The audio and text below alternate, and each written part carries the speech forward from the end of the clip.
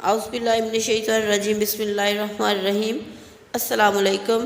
Michael Hart نے اپنی کتاب 100 عظیم شخصیات کو لکھنے میں 28 سال کا عرصہ لگایا، اور جب اپنی تالیف کو مکمل کیا تو لندن میں ایک تقریب رونمائی منعقد کی، جس میں اس نے اعلان کرنا تھا کہ تاریخ کی سب سے عظیم شخصیت کون ہے۔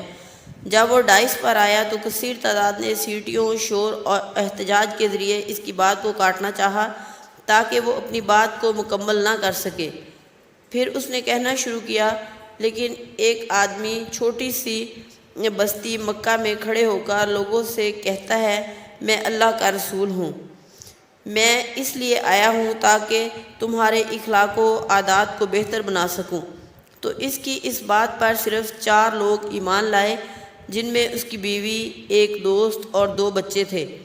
اب اس کو 1400 سال گزر چکے ہیں۔ مرور زمانہ کے ساتھ ساتھ اب اس کے فالورز کی تعداد 1.5 ارب سے تجاوز کر چکی ہے، اور ہر آنے والے دن میں اس کے فالورز میں اضافہ ہو رہا ہے۔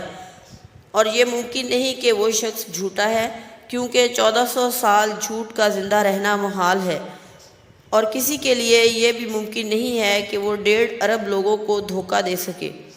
ہاں، ایک اور بات، اتنا طویل زمانہ گزرنے کے بعد آج بھی لاکھوں لوگ ہمہ وقت اس کی ناموس کی خاطر اپنی جان تک قربان کرنے کے لیے مستعد رہتے ہیں۔ کیا ہے کوئی ایک بھی ایسا مسیحی یا یہودی جو اپنے نبی کی ناموس کی خاطر، حتیٰ کہ اپنے رب کی خاطر جان قربان کرے؟ بلا شبہ تاریخ کی وہ عظیم شخصیت حضرت محمد صلی اللہ علیہ وآلہ وسلم ہے۔ اس کے بعد پورے حال میں اس عظیم شخصیت اور سید البشر صلی اللہ علیہ وآلہ وسلم کی ہیبت اور جلال میں خاموشی چھا گئی، صلی اللہ علیہ وآلہ وسلم۔